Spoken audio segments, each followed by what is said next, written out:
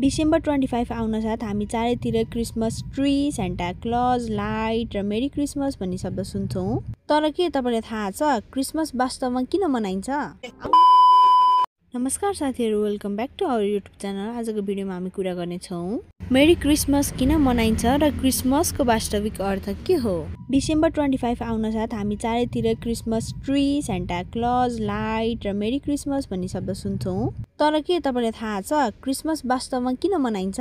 आउनुहोस् भिडियोलाई अगाडि बढाउँ। क्रिसमस भनेको ईसा मसीह जिसस क्राइस्टको जन्मदिन हो। उहाँको जन्म आजभन्दा करिब 2000 वर्ष पहिले भएको थियो। क्रिस्चियन धर्मको अनुसार ईसा मसीह प्रेम, शान्ति, क्षमा र मानवताको सन्देश लिएर यस संसारमा आउनुभयो। त्यसैले उहाँको जन्मदिनको सम्झनामा हरेक वर्ष डिसेम्बर 25 मा क्रिसमस मनाइन्छ। क्रिसमस मनाउनुका कारणहरू: प्रेम र दयाको प्रतीक। क्रिसमसमा मानिसहरूले उपहार साटासाट गर्छन् तथा गरिब र आवश्यकतामा परेकालाई सहयोग गर्छन्। सेन्टा क्लजले उपहार दिन्छ भन्ने विश्वास छ, तर यसको अर्थ भने खुसी बाँड्नु हो।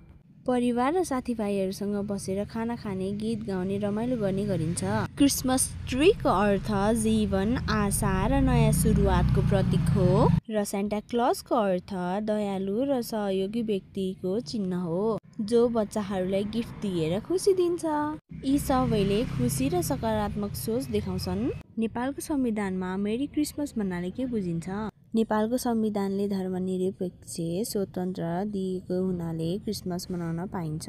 हामीले सबै धर्मप्रति सम्मान आदर गर्ने र कुनै धर्मावलम्बीप्रति धर्मका आधारमा भेदभाव नगरिने राज्यको नीति हो। नेपालको संविधान 2072 धारा 26 धर्म सम्बन्धी अधिकारमा यस अनुसार रहेका छन्।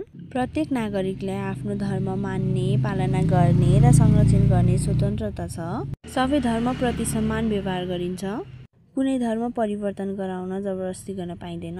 त्यसैले मेरी क्रिसमस मनाउन संविधानले दिएको अधिकारभित्र पर्दछ। समग्रमा भन्नुपर्दा मेरी क्रिसमस भनेको केवल एउटा पर्व मात्र होइन, यो प्रेम, शान्ति, दया र मानवताको सन्देश हो। क्रिसमस ईसा मसीह जन्मको सम्झनामा मनाइन्छ। नेपालको संविधानले दिएको धर्म स्वतन्त्रताको अधिकारभित्र पर्दछ र सबै धर्म, संस्कृति र समुदायलाई आपसी सम्मान, सद्भाव सिकाउँछ। आजको दिनमा हामीले घृणा होइन प्रेम, विभेद होइन एकता र स्वार्थ होइन मानवता रोज्नु पर्दछ। यही नै क्रिसमसको साँचो अर्थ हो। Merry Christmas to all. शान्ति, खुसी र सफलताको कामना। Thank you so much for watching this video. Don't forget to like, comment, share and subscribe.